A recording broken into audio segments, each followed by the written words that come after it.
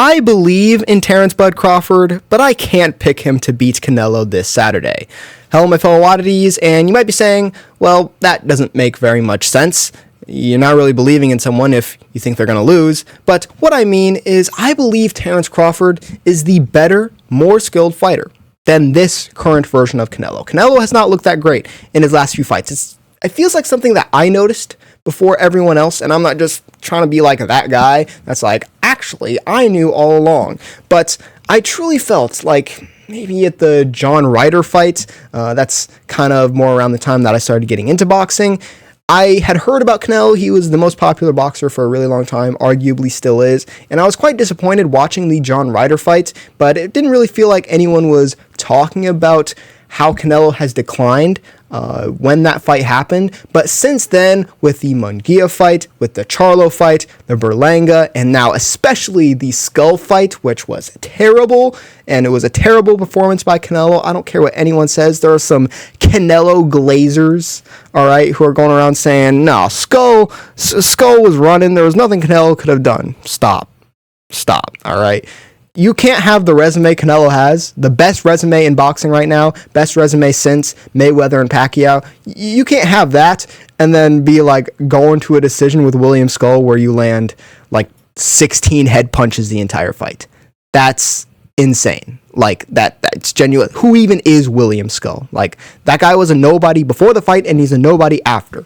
Like that's how bad he is that he's a nobody after fighting Canelo. Like that's a very rare thing. You have to be a different level of like unknown for that to happen. And Canelo just stunk it up in that fight. All right, I blame Canelo entirely. Like Skull wasn't expected to do anything. Canelo had a really, really terrible performance, and it's making people wonder: has Canelo declined to the point where he's going to lose to a 154 pounder? And as much as I want that to be the case, not that I don't like Canelo. All right.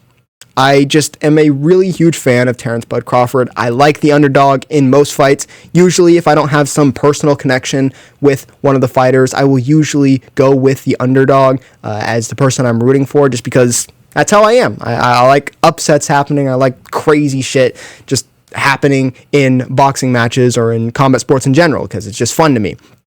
But I'm a logical person, all right? I'm a very logical person. Generally, I will go with what my brain says and not with what my heart would say. I can't pick Terence Crawford in this fight. There's too many things going against him. All right, too many disadvantages.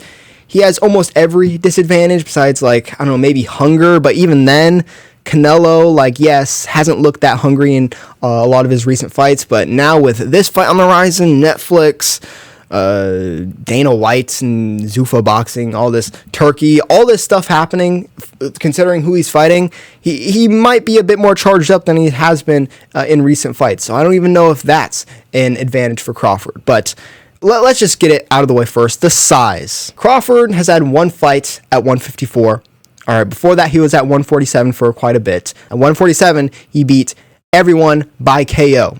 All right, but then 154 comes around. He fights a relative unknown in Israel Madrimov, who is a higher level fighter than William Skull. So don't be like, actually, Crawford fought a nobody too, and he also didn't look that great. At least Crawford tried to hurt Israel Madrimov, but also Israel Madrimov is just better than William Skull. He just is. At 154, he didn't look that great. It went to a decision. He wasn't really able to hurt Madrimov that badly at any point in the fight, and a lot of people wrote off this Canelo fight because of that. And Canelo has now been at 168 for years. He's been undisputed champ twice at this weight class. He fought at 175 even, which is crazy considering he started at like 147, just like Crawford did. I think either 147, maybe 140, which just proves it can be done.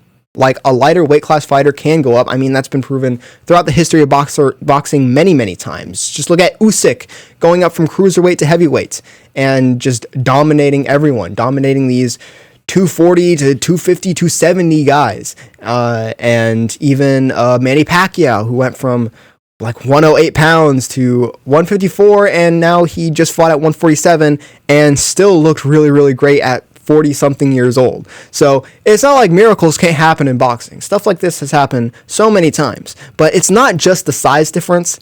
It's also, to be fair, I know I said Crawford is more skilled, but the size compared with the skill of Canelo Alvarez. He is a really good boxer. Like I said, best resume in boxing right now, and he's won a lot of those fights. Only has 2 losses. There's arguably more, but we're not going to get into that. He only has 2 losses. Bivol at 175, who's like an all-time great at that weight class, and that weight class is higher than what Canelo is usually fighting at, and Floyd Mayweather. Years ago, Floyd Mayweather is Floyd Mayweather. Canelo is very, very skilled. He's very, very experienced. And so that coupled with the size difference is very different if Crawford was coming up and fighting Edgar Berlanga or something. All right. It's very, very different in that situation. The power and the chin, that's something I wanted to talk about. Obviously, Crawford moving up weight classes, sometimes moving up weight classes is good for your power. Like when Crawford went up from 140 to 147, it seemed like he got more powerful. But it seems like the 147 to 154 jump was a bit different. It feels like that was kind of more lessened in the power. And Canelo, Canelo is one of those guys that's very much carried his power well through these massive jumps in weight classes. So he's going to have the advantage there. He's obviously going to have the power advantage in this fight, most likely, even if Crawford is a bit more technical, even if Crawford has better punch placement, better combinations or whatever. I just don't think he's going to be able to hurt Canelo, because that also brings me to the chin. The chin of Canelo. No one has hurt Canelo besides like Miguel Cotto's cousin or brother or something, like years and years and years ago. He's taken flush shots from Triple G. He's been beat up by 175-pound Bivol, and I don't think he's ever been down in his career. So it's really hard for me to believe. There are some people picking Crawford by like late round TKO. I just don't think that's ever going to happen. I don't think there's a single person below cruiserweight who can knock out Canelo. Maybe Beterbiev, but even then, at this point, I think Beterbiev has declined to a point where I don't think he would be able to knock out Canelo. So I just don't think Crawford's going to be able to really hurt him, and so that brings respect into the picture. Is Crawford going to be able to get the respect of Canelo? Most likely not. He will just have to completely outbox him, school him, which we haven't seen a lot of people do. We've seen Mayweather do it, but that was years ago, and Canelo is a completely different fighter to what he is now. Bivol did it, but he's a 175-pounder. It's very different. And then the last thing I wanted to talk about, obviously, this is Canelo, all right? Let's just get out of the way. The judges, like, that's like a plus 50 bonus, all right, to Canelo. The judges, they don't like scoring this guy's fights as losses or draws or anything. They like to keep him winning. So, we've seen it so many times. Even in fights he deserved to win, the scorecards have been super wacky and all over the place. And in fights that he has lost, like the Bivol and Mayweather fights, especially the Mayweather fights, wacky scorecards. I believe Canelo is one of like 2 people who have ever had a scorecard not go Mayweather's way. I think the other person is Marcos Maidana in their first fight. I think that was a split decision. No. It was De La Hoya. De La Hoya was the other guy. That was a split decision. And I think Marcos Maidana also may have gotten a majority decision. So like 3 people, I think. But Canelo, out of those 3, De La Hoya, I don't think he won that fight at all. Maidana, that fight was close. And Canelo is the worst one. How was that fight ever scored a draw for Canelo? I don't know. Like, you could have gotten a random homeless guy off the street, and he probably would have scored the fight better than that. And then Bivol, the scorecards all went Bivol's way, but they were like weirdly close, like all 115, 113, which is just insane. So Crawford's going to have a big hurdle to climb in that regard. Like, he's going to have to shut out Canelo. And even then, we've seen people shut out Canelo and yet somehow still get like draw scorecards or loss scorecards or whatever. So how do I think this fight will go? I think Crawford is probably going to look pretty good. And then in the first few rounds, I think he's probably going to land some combinations on Canelo when Canelo is starting out slow. Between the two, they're both slow starters, but I think Crawford, knowing he's going to have to pick up some rounds early on, I think he's going to do just that and have a bit more activity. But as the fight goes on, I just think Canelo is going to be like, this guy can't hurt me. And he's going to walk Crawford down. Not really going to do much. He's just going to throw his big winging shots that may or may not land, but they're going to look good for the judges.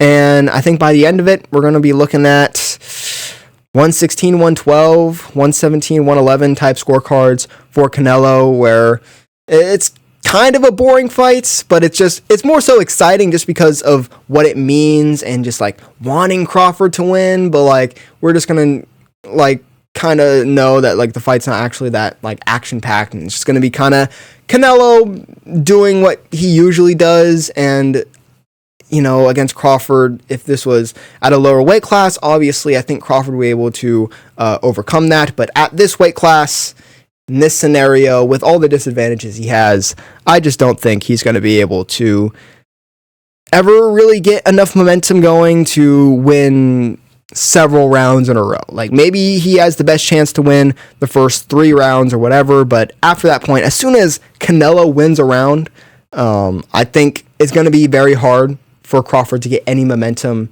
after that, because I think Canelo is just gonna mog him. I don't know, just bully him around kind of, which sucks to say because Crawford, he's not one of those guys that you think can get bullied, but like it's just different. All right, when you're fighting someone who's so big, like I know Crawford will really try his best, but I just don't think. I have to be logical, guys. I have to be logical. I want to sit here and say, yeah, Crawford's going to do it. Crawford's going to make him miss, make him pay, all that stuff. I just don't think that's realistic. Most of these Netflix fights, by the way, have not been that great. So that's another trend that might continue. Jake and Mike was horrible. The Katie Taylor, Amanda Serrano trilogy was not that great. I think that streak will probably continue with this fight. But that'll do it. That's all I had to say about this fight. I'm going to be watching it this Saturday on Netflix, and we'll see what happens. All right, we'll see what happens, but that'll do it for this video, my fellow oddities. See you next time.